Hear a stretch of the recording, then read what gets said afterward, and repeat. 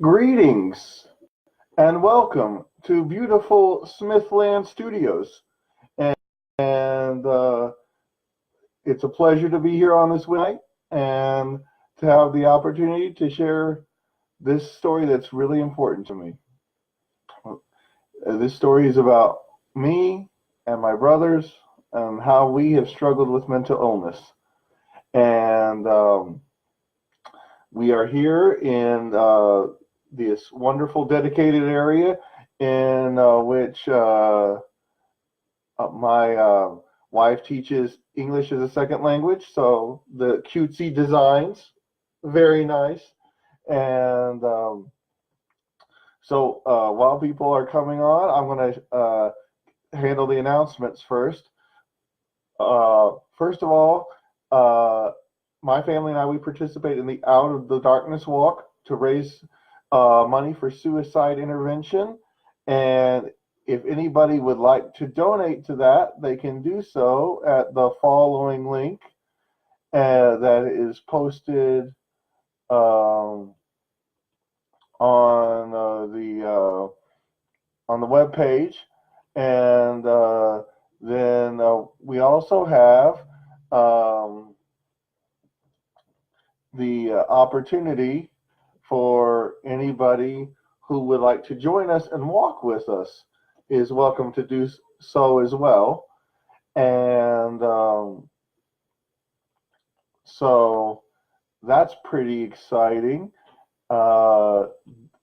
Here is the link to donate to the walk if you would like to. That is November 3rd at 10 a.m. At Louisville Waterfront. And I will just let you know that I am only $20 away from my goal of $1,000 for the walk. So if you all can be in a race to be the first person to get me over my goal for the year, which I would be very appreciative. Here is the link if you would like to join our team and walk with us. Then we have two other promotions that we do, and this is by far the most popular. This is the Be One Who Lived t-shirts. Comes from Harry Potter, because I joked to my wife that I'm like the boy who lived. And so she came up with this design with the Harry Potter glasses and the lightning bolt. And then the suicide prevention number and crisis text line on the back. We can only sell those shirts for a brief period of time. So we have 7 more days on that sale, and then they be all gone.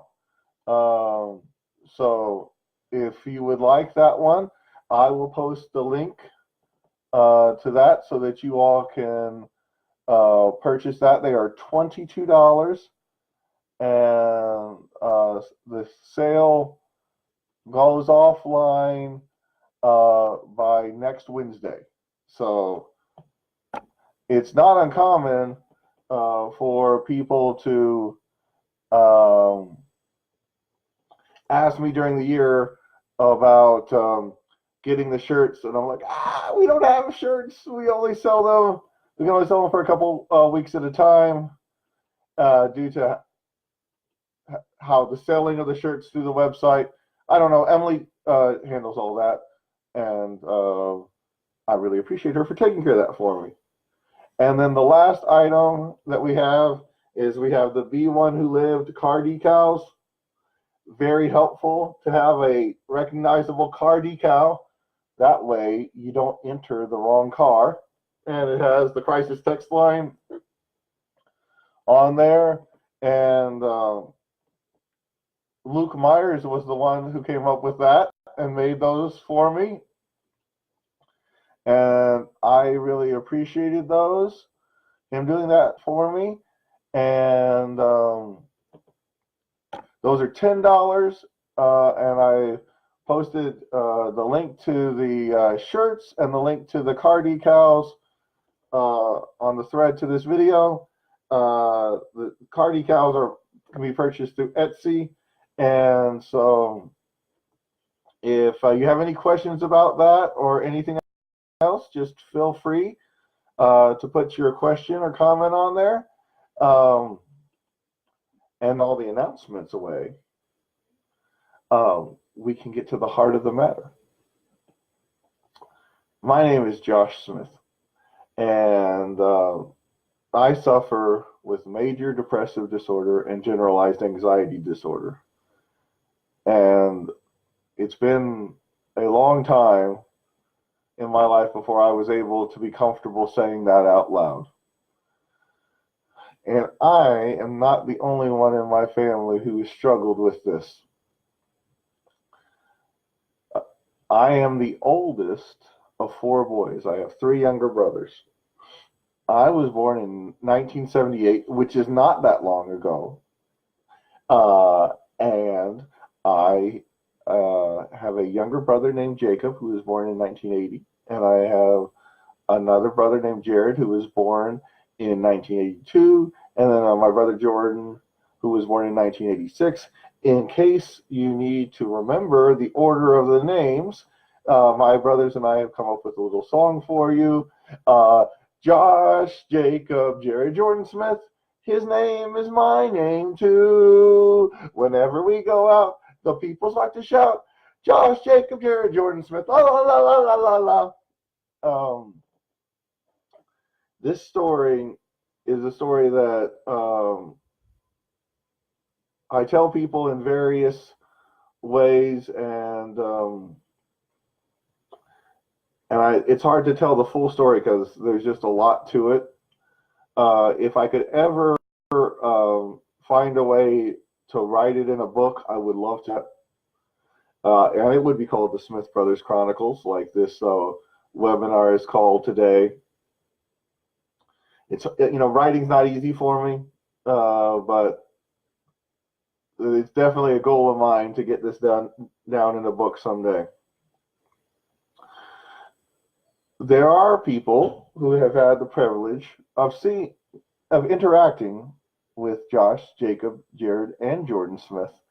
And I have to tell you, if there's one thing that I can say about the four of us, is we are fun people. We know how to have a good time, and we know how to laugh. Our sense of humor might be the thing that we have the most in common. Because we sure don't look alike, and we have different talents and different strengths. My brother Jacob and I are about as different as people can be. We have completely different personalities. He was 4 inches taller than me. He was very athletic, very popular, very popular with the ladies. And it wasn't uncommon as we were growing up for Jacob and I to introduce ourselves and people to ask, are you all really brothers? And if so, which one's adopted? Because we just don't look that much alike. And we don't act that much alike either. And Jacob and I did not always get along the best. And it was a struggle from childhood throughout our whole lives. And something that we worked on in various ways throughout our lives. I know it was hard for him because I was often referred to as the good son and the smart son, and I was jealous of him for being athletic and for being popular, and I was not those things. Now, in full disclosure, I know it's hard to comprehend this, but I was a geek. I know you're probably saying to yourself, that's fake news. It is not fake news. I was, and actually am continuing to be a geek. And I had my struggles with that. And I know my brother Jacob had worried a lot about what other people thought about him, and he had a hard time dealing with having a brother who was a geek. And that led to a lot of the issues that we dealt with. With all that being said, when all four of us were together, we had some amazing times. We did some amazing things, and we just enjoyed being around each other a lot, especially when it was just us. I remember when we were little kids, we were living in this neighborhood in not the best part of Louisville, and we had this babysitter who, instead of watching us, would make out with her boyfriend while she watched the monkeys. Once again, I'm not old. And we would, I remember one time, we snuck out of the house, and we were hiding in this creek area close to our house. And my brother Jacob said, now, this babysitter, whoever, who cares about her? We're brothers, and nothing gets in the way between brothers. And that's how I felt. My brother Jared was my best friend, and he is absolutely hilarious. Those of you all who haven't had a chance to meet Jared, he is one of the funny. He is the funniest person I've ever met. I don't have to qualify it. He is the funniest person I have ever met, and he has a sense of humor that is unlike anything I have ever seen. The closest way I can describe it is he's a lot like Andy Kaufman. He would do these hilarious impressions and these bits, and he would act strangely, and he had this belief that if you told a joke that nobody else in the room got except one person, and that one person laughed their head off, then you told a good joke. And he would say things that would make me laugh like nobody's business. Jared loved Star Wars, and and in fact, all my brothers and I, we all love Star Wars, and that's one of the reasons why it's still such an important connection. One time when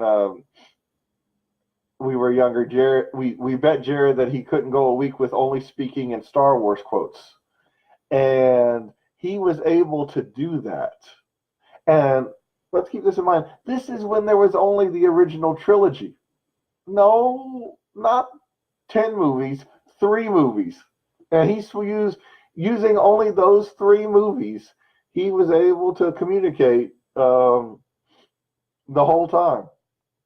So I remember I come in from school and I'm like, hey, Jared, have you seen Dad? He gets up and he's like, told you, did he? Unfortunate this is. And then I'm like, unfortunate that I know the truth. And then he was like, unfortunate that you rushed to face him. Not ready for the burden, are you? And this was during his week of quoting Star Wars, and the boy was just hilarious. He would do silly things. He would go through Wendy's and order a sour cream and chive potato, and he would say, yes, I like a sour cream and chive potato, 1 chive only. And they're like, "Excuse me, sir." Like, yes, one chive, one chive only, just to confuse the person at Wendy's because my brother was silly. And I one of my favorite memories is when we would go to the old River Falls Mall, and we would go there, and we didn't have any money. And we walk around and we look at stuff, and then we get hungry, and we would think about, well, how are we gonna get some food to eat? So we would go to the stage there at the mall, and then we would put on like a scene from Star Wars, or we'd sing a song and dance, or we do Monty Python, and then people would throw money at us, and then we would pick up the money before security came and go and get something to eat. That's the kind of young man that my brother Jared was. Um, my brother Jordan, he loves us. He absolutely loved us. He wanted to be a part of everything that we were doing. Jordan was 4 years younger than Jared, so there was a big age difference between us. But he followed us wherever we wanted to go, and he did whatever we wanted to do with us. And he was the glue between all of us, and very much the peacemaker in the family. If you ever had the privilege of being around the four Smith brothers when they're making jokes, I never have laughed that hard. And we had goals like how much we making someone laugh so hard that beverages or other things would go through their nose. I remember one time Jared made a young woman laugh so hard while she was eating Rice Krispie treats. I mean, Rice Krispie cereal, that the Rice Krispies and milk went through her nose. And then for about another 30 minutes, every time she sneezed, Rice Krispies would keep coming through her nose. We would have our inside jokes, and not everybody would understand where we were coming from. And it was almost like racquetball sense of humor, where jokes were going from one point to another, and I think that's what I miss the most. Those laughing sessions with my all four of us all together, and look forward to having that again someday. When we moved to Jeffersonville, Indiana, when I was in fifth grade, and there was a lot of kids in the neighborhood that we would play with. Ryan and Brandon Bethany, Jason Howard, Scott Freeze, Brian Freeze, and the Forest Kids, and we just would have a great time. And there, the Riverside Elementary School was really close to our house. It was just 2 blocks, and they had at the time this really great open field, and we would play baseball there all day, every day during the summer. When we got home from school, we would play baseball during the fall and spring, and I loved it. I was never as athletic as my brother Jacob. Actually, no, I'm never as athletic as any of my other brothers. And I was the shortest. Let's get that out of the way here for a minute. I'm 6 foot even. I think that's pretty tall. But Jacob was 6'4", and Jared was 6'5", and Jordan was 6'2". So I'm the oldest, and I was called Shorty, which doesn't seem fair to me. In playing baseball, I worked really hard to stay up to speed with my brothers, but it was hard. We would play a lot of 4-on-4 baseball, and and I played shortstop, and Jacob was in the outfield, and Jared always played first, and Jordan did what we told him to do. And some of the happiest moments of life were playing baseball with my brothers at that field, and then going around from house to house playing basketball. We would during the summers we would wake up and we would turn on Sports Center and go through all the baseball highlights, and we would go and play baseball. Then we would go to the free lunches at Riverside, eat our lunch, and then we would play baseball for the rest of the afternoon. And you can't get much of a better summer than that. I miss that a lot too. And I really and I miss my brothers playing with them, and then the young men that joined us to play baseball and basketball and whatever we did throughout the day. We would after lunch we would play baseball again or basketball, or just be out until it was dark and eat dinner and go to bed and do it all again the next day.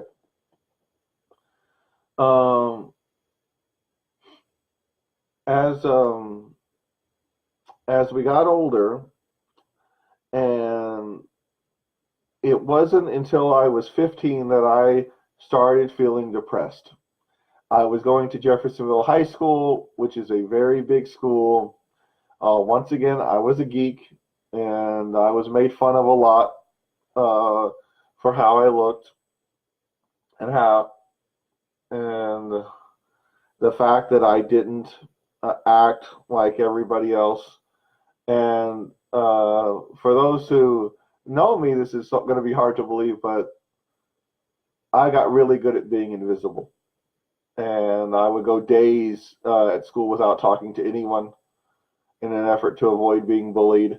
I would eat my lunch in the bathroom because there just wasn't enough seats to sit in the cafeteria. Nobody would want me to sit there anyway with them. And I tried to sneak into the library, but they got me in trouble for that. So I would eat my lunch in the bathroom, and then go into the library and spend the rest of the time there. Lots of bullying that I'm glad to say doesn't occur as much nowadays as it used to. The swirlies where people would urinate or defecate in the toilet and then put my head in the toilet.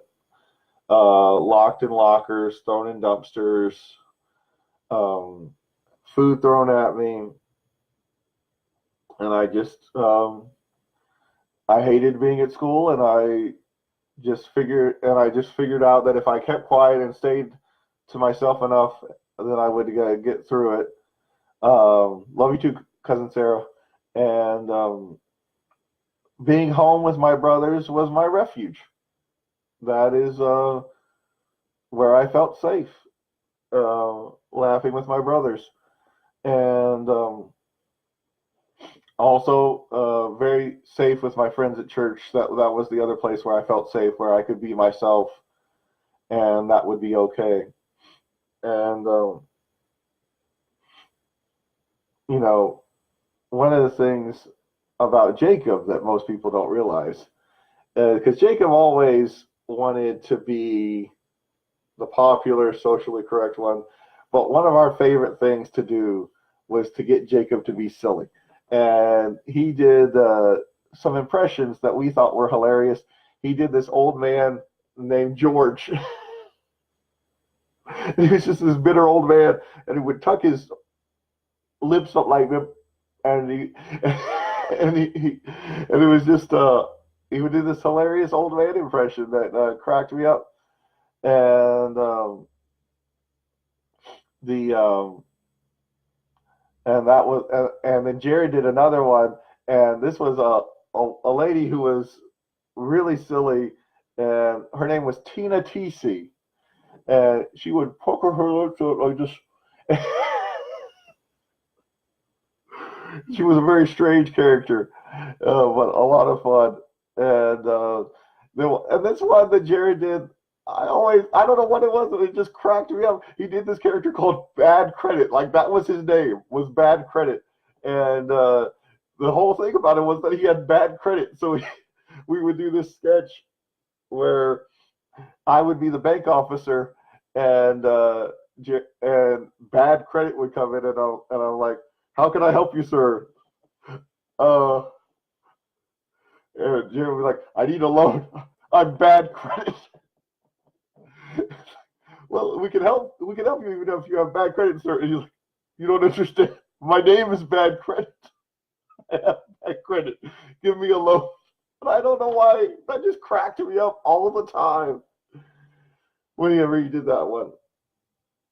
The When I was growing up, I didn't tell anybody how I was feeling. There was a lot of stigma against mental illness at that time, and and I thought that if I told people that I was having suicidal thoughts, that they would just lock me away, that I wouldn't be able to do the things that I wanted to do, which was go on a Mormon mission and go to college and get married and have children. I thought I wouldn't be able, I thought that you couldn't do those things and have suicidal thoughts. So best to just keep them to myself and maybe they'll go away. That was not a winning strategy. And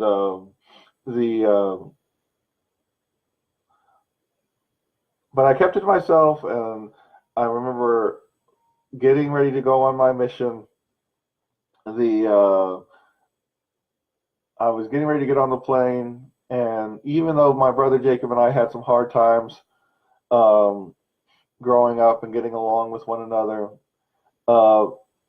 I'll never forget, and this is my favorite memory of my brother, even till today, is walking to get on the plane. I look back, and Jacob is doing the George face at me, and he did it just to make me smile as I was getting on the plane.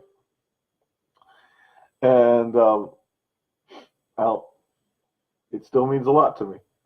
And while I was on my mission, evidently it was really hard for my brother Jared while I was gone. And he started having mental health symptoms, and they were pretty severe. And I wasn't informed about this until I called my mom on Mother's Day while I was out on my mission, and she told me that my brother had been in and out of the psychiatric hospital, that he had made some suicide attempts, and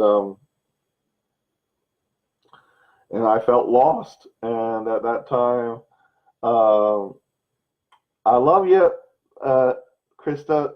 The closest thing I will ever have to a sister is Krista Forrest Thompson. And when I found out about Jared, I just wanted to go home. And as I prayed about it, I really felt that I needed to stay and help the people in Chile. But it was a very hard decision, because up until that point, the closest person that I had in my life was my brother Jared, and he was suffering, and he was not happy, and I wanted to be there for him. And that helped inspire me to want to become a psychologist. While you're out on a Mormon mission, you have someone who serves as the mission president to help keep us in line. And as I was preparing to come home, he knew about the challenges that my brother had, and he said, his name was David Broadbent, and he said, Elder Smith, I don't usually tell this to the elders when they go home, but I think you have a gift to help people, and I think you need to be a psychologist, and don't just get a master's degree. Go all the way and get your doctorate degree. And I was really grateful for the day that I was able to tell him when I accomplished that goal. I come back home. I marry Emily Thomas, who is the coolest person alive, and she's also my best friend. I have two in my life. It's Jared and Emily. And the and we are at this time currently at this time we were attending Utah State University, and my brother was doing better. Jared was feeling better, and so much so that he decided that he wanted to serve a mission as well. And he had received his mission call to go to the Tempe, Arizona mission. I'm sorry, the Tucson, Arizona mission. And it was all set up that he had his mission call. Instead of us going out there to see him, he was going to be flying out to Utah to go to the mission training center there. We would pick him up. He'd spend the night with us, and then we'd take him to the mission training center in Provo, Utah the next day. But that didn't happen because that morning that I was supposed to pick Jared up from the Salt Lake City airport, my father called me, and he told me that Jared had committed suicide. And I have to tell you, I've heard about a lot of suicide attempts in my career and completions. And this is the most successfully well-planned suicide attempt that I've ever seen in my life, because he had planned to commit suicide at least 2 months before he left on his mission, and he had the advantage of he got to say goodbye to everybody. Everybody thought he was saying goodbye for 2 years, but he was really saying goodbye. And so if he got a little emotional, nobody thought it was anything different, because, you know, he's going on a mission for 2 years. He's obviously going to be a little sad, and so he got to say his goodbyes. He committed suicide on the morning that he was supposed to get on the plane and to fly to Utah. He had a gun that he had purchased at a local sporting goods store, and he went to the baseball field where we used to play baseball during our summers as children, and that's where he shot himself. And my brother Jordan was the one who found the suicide note, and Jordan was only 17 at the time, and that was very difficult for him. And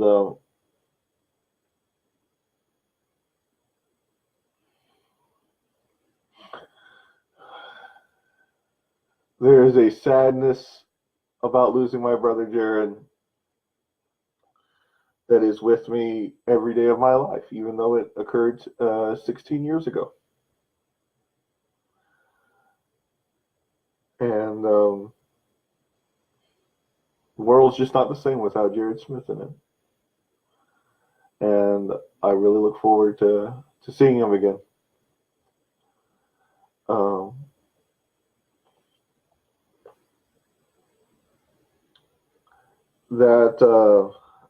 Those experiences and others' experiences obviously intensified my mental illness, which I continued to not tell anybody about. And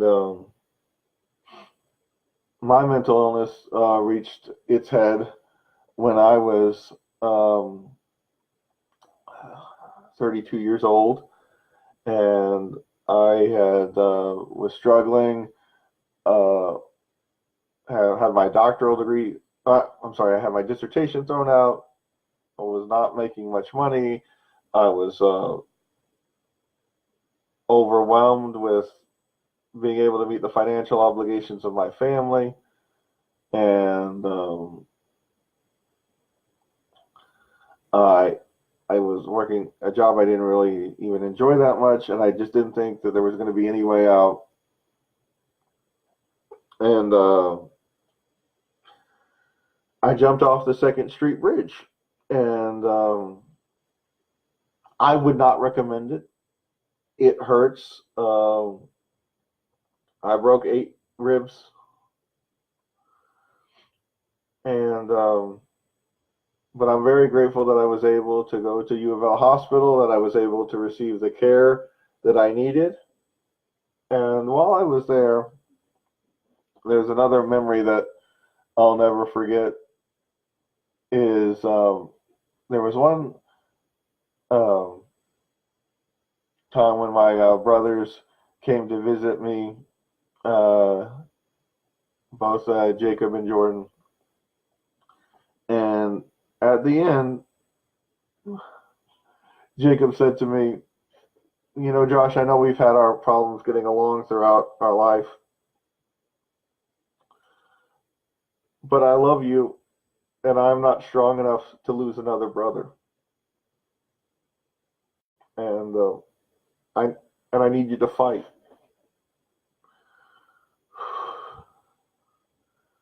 And that meant a lot to me.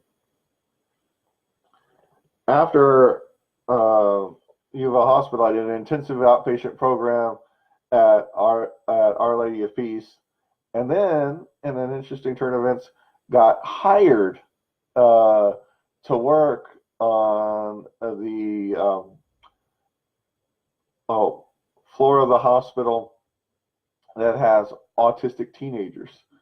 And in addition to being able to work on that floor, Jordan ended up working on that same floor, and Jacob ended up working on that floor.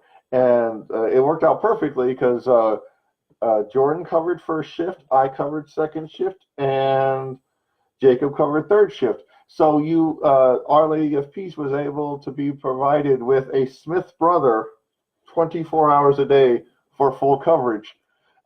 Which, I mean, let's say, what organization wouldn't do well with 24-hour Smith brother exposure? And I loved being able to work with my brothers. We did have some overlap where we would see each other, even though we all worked different shifts. It was fun being able to have the same friends. I'll never forget the night that Jordan started when Jordan got hired at Our Lady of Peace, and to celebrate his being hired, we all went to a Kiko's and with some of the staff there on 2 South, and that was good times. Now, 3 years ago, Jacob committed suicide, and that was not a planned suicide. That was spontaneous. Uh, and he was in a bad mood. He was in an argument, but he had been having those suicidal thoughts as well throughout his whole life. And this is the one thing that I want to say. If there's anybody in your family who not everything is all resolved, and you haven't got everything all the way taken care of, get it taken care of. Find the closure, find the peace, because it's hard when that person passes away. And as sad as I was when my brother Jared passed away, it was harder when my brother Jacob passed away, because not everything was in order.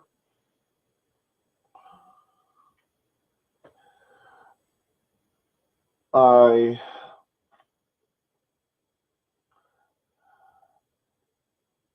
not strong enough right now to tell you every aspect of this story, and it might not even be a good idea. But I love my brother Jacob, and one of the things that I find interesting about my brothers and I is we have no matter how different we all the four of us were, there's two things that were very important to us. We like making people laugh, and we like helping people who are feeling sad, who aren't feeling well. It means a lot to us.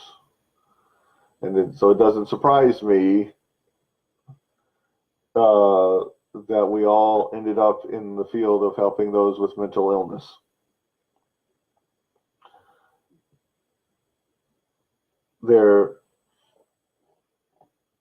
About 2 weeks ago, I was doing therapy with a young woman who is a Mormon member in this area.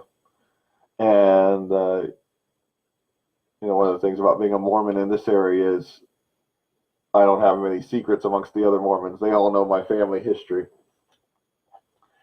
And so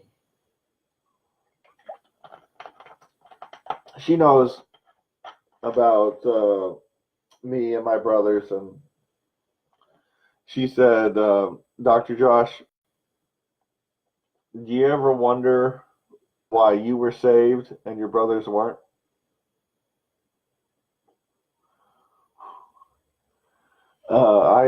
I've taught the young people that they can ask me any questions and I'd be up to answer it, but that was a tough one.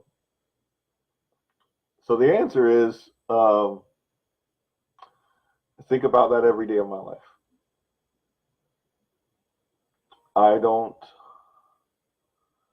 completely understand why Heavenly Father saved my life and didn't save the life of my brothers. But this much that I do understand is that my life was saved for a purpose, and my life was saved to help other people. I am indebted to my Father in heaven for saving my life, because I believe it was a miracle that saved me on that day. And so I spend my life trying to help other people who are going through various forms of mental illness. I have made myself willing to put myself out there and share my experiences and the experiences of my family, so that no one has to go 16 years without getting help like I did. There is nothing wrong with having mental illness. A lot of us have it, and that doesn't mean that we can't do great things. We can do extraordinary things. And you see, even as a licensed psychologist, who's also been a mental, who's also been an inpatient in a mental hospital, is I have a unique perspective in that when somebody says that they want to kill themselves, I have an idea about what that feeling might be like for them. You can never know exactly how anybody feels, but I know what it feels like to want to kill yourself and want it so bad, and how to hold on even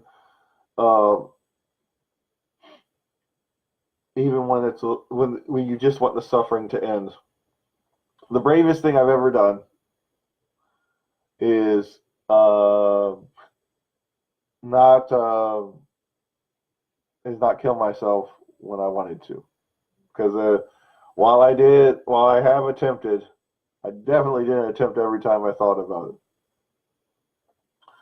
Now, I do have to say, my good friend Kevin Risden has said "bourgeois," which means that I am now required by law to say "in the bush wall."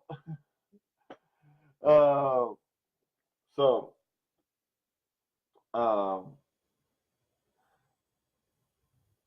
I believe that even though we are experiencing, there are some of us who've had depression, who've had anxiety, who've had mental illness in various formats.